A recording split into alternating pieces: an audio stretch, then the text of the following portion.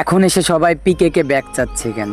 একটা সময় ছিল আমাদের যারা ওল্ড প্লেয়ার আছি, পিকে মানেই একটা অন্যরকম ভালোবাসা। পিকের কথা শুনলেই মানে একদিক থেকে ভয় লাগতো, অন্য দিক থেকে ভালোই লাগতো। সেই পিকেটারে হঠাৎ করে উঠে নিছে, তো এখন এই সময় এসে সবাই ব্যাক চাচ্ছে পিকেটারে।